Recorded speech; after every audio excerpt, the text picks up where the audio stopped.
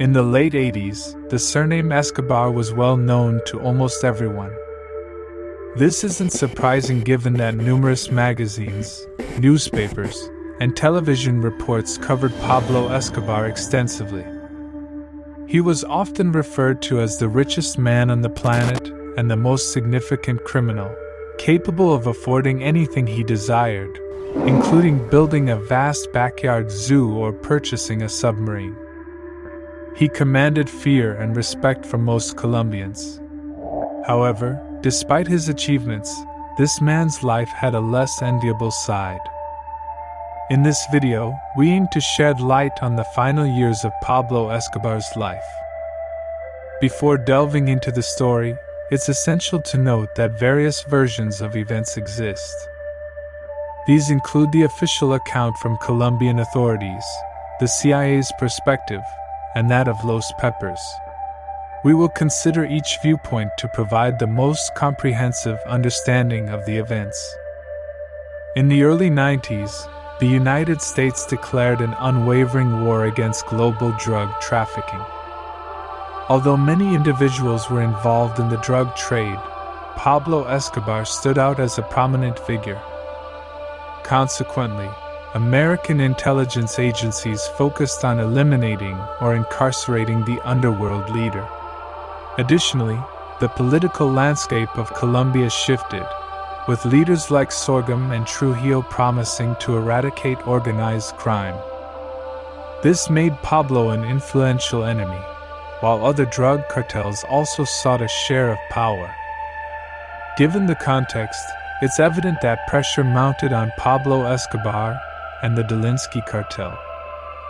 Yet, his real troubles intensified as adversaries began to unite. Colombian security forces closely cooperated with American intelligence and the Drug Enforcement Administration. They even formed an organization called Spoons, composed of citizens rather than law enforcement officers. This enabled them to gather information discreetly and efficiently.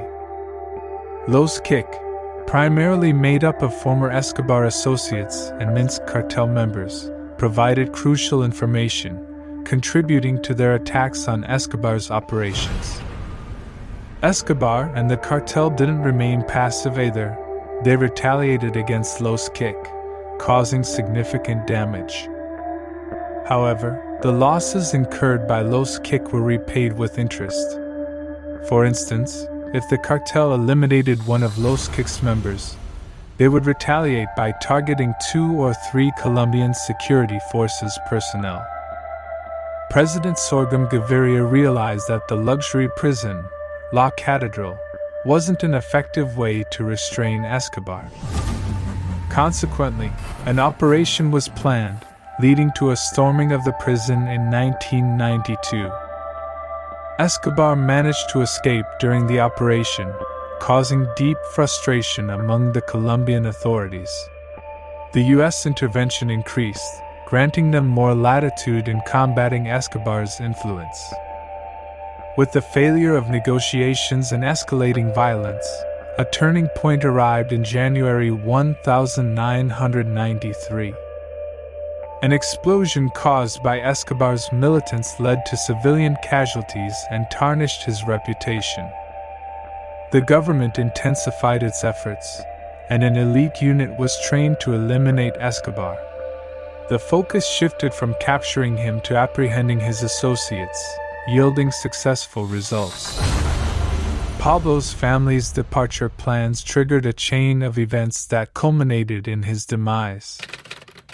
On November 26, 1993, intelligence pinpointed Escobar's exact location during a phone call with his family.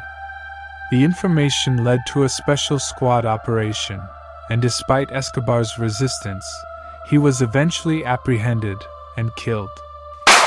Pablo Escobar's life had a profound impact on Colombia, and his legacy continues to provoke diverse opinions. The aftermath of his death saw a mix of admiration, souvenirs, songs, and artistic representations dedicated to him. His influence on Colombian history remains undeniable.